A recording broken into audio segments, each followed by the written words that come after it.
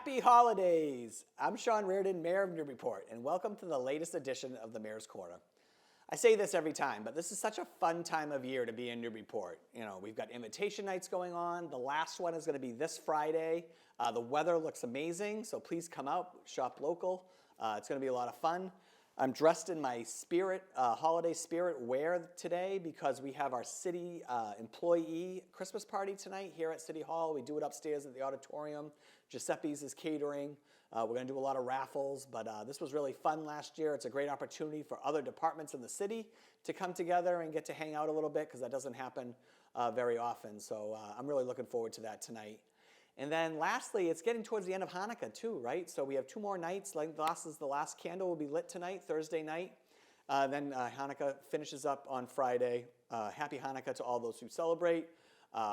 Rabbi Alex Matthews has been so great to hang out with this week. I know they've had some really nice celebrations, especially with a lot of tough stuff going along in the world right now, particularly over in Israel. So happy Hanukkah to all those who celebrate. I hope you had a great 8 days. So what's going on? So I thought about, like, what could I possibly talk about this week? You know, we had City Council have their last meeting of the year on Monday. School Committee has their last meeting on this coming Monday. But, you know, a lot of this is end of the year stuff that people are trying to close out, you know, because, you know, next week is the last week before Christmas.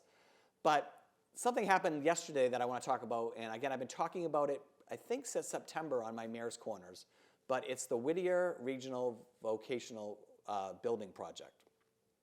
Okay, so first, I got to say, Whittier is a wonderful school. Okay, it's located in Haverhill. There's 11 communities that feed into Whittier. We're one of them. Whittier was formed with this contract. It's called the Acts of 1967. And that's when all these communities got together and decided to be part of a vocational regional district. The state came in and gave the money to build the school. And they're in the same building that was built back then, and it opened in like the early 70s, right? So kind of like our middle school. Our middle school is that old right now. But again, the school was built in the 70s. And schools are expensive. So let's just tell you what's happened to date, right? So Whittier started a process of looking at trying to get a new building back in 2016. 2019, they started to interact and work with the Massachusetts School Building Association, which is the MSBA. So they entered into that process, okay?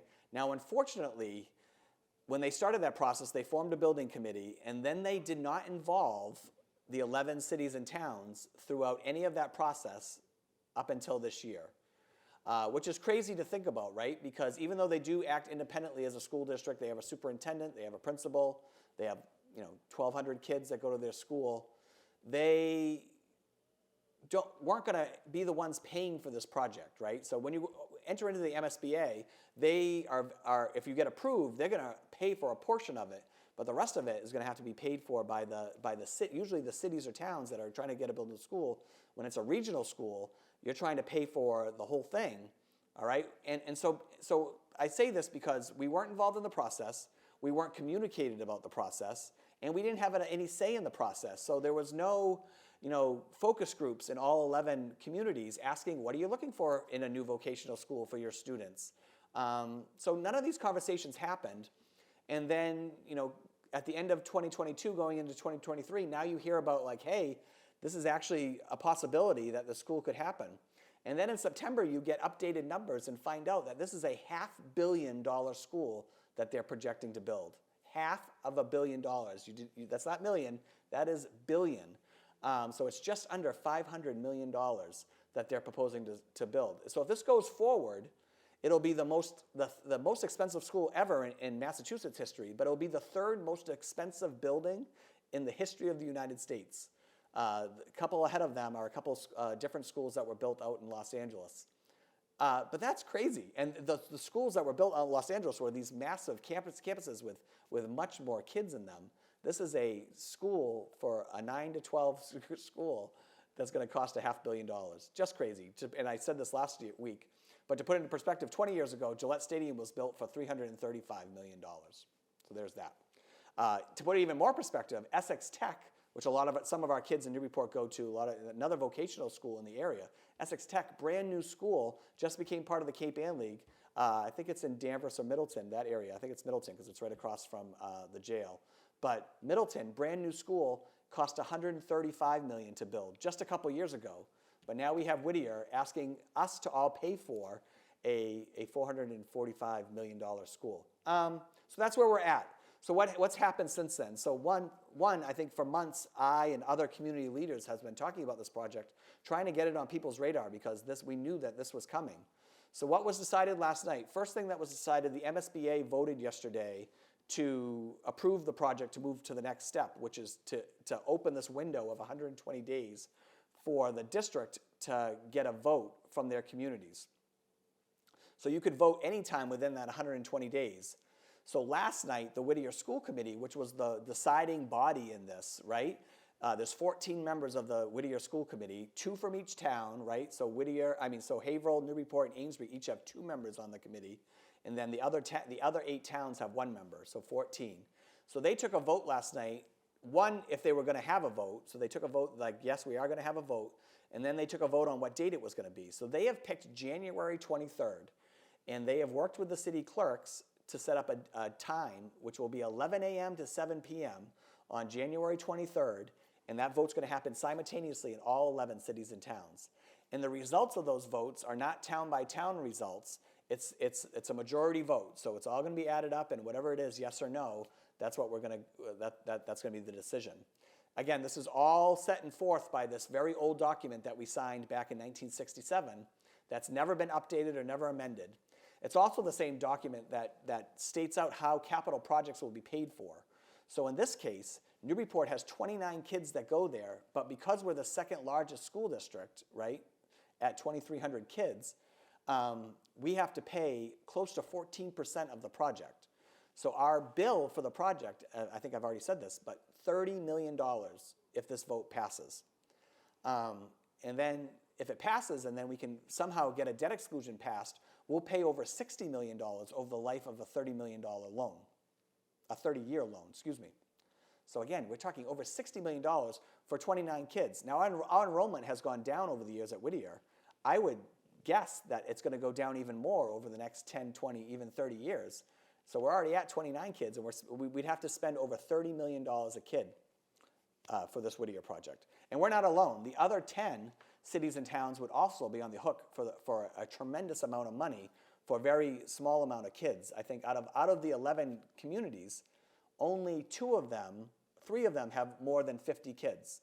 So the rest of us 8 have less than 50 kids that go there. Again, Newburyport has 29. So that's a lot. So the vote's coming up, right? It's almost a month before the vote is actually going to happen. And unfortunately, it's the only shot for Whittier to do this. I think most of cities and towns right now are organizing a vote no vote. And a vote no vote is not against Whittier. I absolutely believe Whittier is a tremendous school. I think they do tremendous work. I think their kids love it. I talk to kids all the time that go to Whittier and love it. I have a nephew that's trying to get into Whittier. But at the end of the day, what they're asking from cities and towns is not financially realistic or feasible, right? So it has really nothing to do with what they're asking of us and of their school, because I think they do a great job. I was a teacher. I was on the school committee. I worked with schools for 17 years in the business world. I worked with schools for an education company for 17 years before I became mayor. So, I mean, my education has been my whole life. But at the end of the day, I think we need to go back to either square one or come up with a new plan, because the one that we have right now is not worth it. So I do think the Vote No campaign is going to start to form. Please reach out if you want information about the project itself. It's all on our website. Go to cityofnewburyport.com, go to the Newburyport Mayor's page, and then on the left-hand side, you'll see Whittier School Project. So that's where we're at. So what this means for Newburyport, if this ends up passing on January 23rd, and we can't pass a debt exclusion, we are going to have to cut from our old schools. So, I mean, the way I'm phrasing it is it's a vote no for Whittier to save our schools, because we would have to cut millions of dollars from our operational budget to pay for this project. So you're looking at your youth services, our new Newburyport Recreation and Youth Services Department. it'd be very hard to do that project now if this moves forward. You're talking about a new fire station that we were going to look at in a couple years. Headquarters was built in 1978, only a couple years later than Whittier. That would be in question here. So all the things that we had to do here in Newburyport on our capital plan, things that we want to move forward that we need. We have 2 leaky roofs at our schools, probably a $4 to $6 million project that we've been trying to get fixed. That becomes in jeopardy. Teachers become in jeopardy. I mean, again, it goes on and on and on. But to save our own schools here, I think the best move forward is to vote no on January 23rd and then work with Whittier on a new plan for a new building or a plan for renovation, right? Because the plan that's in place right now and what they're asking for is just not something we can afford. So I hope we can have more conversations over the next coming weeks. This is putting a real damper on my Christmas spirit, but it's so important because this project is going to have such an impact on each of the 11 communities that's being asked to pay for this really expensive $500 million school. So anyways, I'll leave you with that for now. Please reach out with more information. There'll be more articles in the paper. There'll be more website pushes from the city and others. There'll be groups forming outside of the city. Again, this Vote No group will be an outside of the city organization, and we're going to work together with the 11 communities to kind of get the right information out there.